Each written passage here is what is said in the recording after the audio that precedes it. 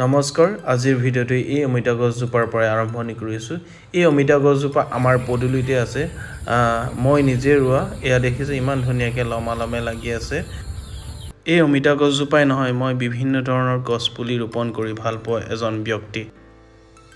এই ভিডিঅ'টোৰ মাধ্যমেৰে আপোনালোকক সৰু এটা বাৰ্তা দিব বিচাৰিছোঁ, যাতে ভিডিঅ'টো স্কিপ নকৰাকৈ শেষলৈকে চায়।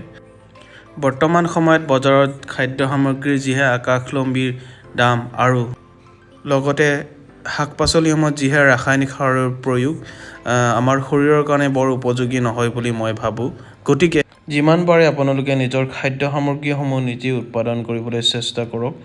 এই ভিডিঅ'টো প্ৰায় 3 মাহৰ আগতে মোৰ কেমেৰাত আবদ্ধ কৰি ৰখা হৈছিলে। বৰ্তমান খুব ধুনীয়া এটা পৰিৱেশ হৈছে মোৰ বাৰীখনত। মই পৰৱৰ্তী ভিডিঅ'ত আপোনালোকক দেখাবলৈ চেষ্টা কৰিম। এই ভিডিঅ'টোৰ মাধ্যমেৰে আপোনালোকৰ আগত মই কোনো শ্ব' অফ কৰিব যোৱা নাই।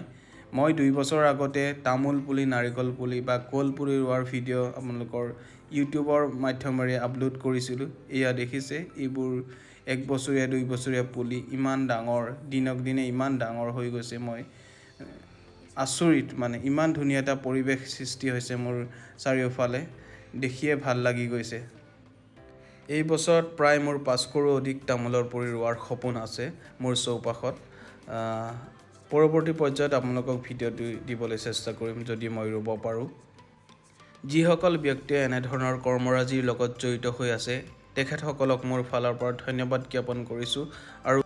আৰু উঠি অহা যুৱ প্ৰজন্মই এনেধৰণৰ কামসমূহৰ প্ৰতি আগ্ৰহী আৰু সন্মান জনাব লাগে।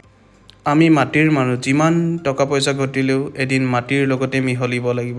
গতিকে জীয়াই থকা সময়খিনিত যিমান পাৰে আমি আমাৰ চৌপাশ বা পৃথিৱীখন সেউজ কৰি তুলিবলৈ চেষ্টা কৰিব লাগে, মই ভাবোঁ। এইবোৰ এবছৰীয়া তামোলৰ পুলি ইমান ধুনীয়া গ্ৰোথ লৈছে, দেখিয়ে ভাল লাগি যায়। আজিৰ ভিডিঅ'টো যদি চাই ভাল লাগিলে প্লিজ আপোনাৰ চৌপাশখনকো এনেকৈ সেউজীয়া কৰি তোলক, যাতে আপুনিও এনেধৰণে ভিডিঅ' বনাই আপোনাৰ ইউটিউব বা ফেচবুক পেজত আপলোড দিব পাৰি।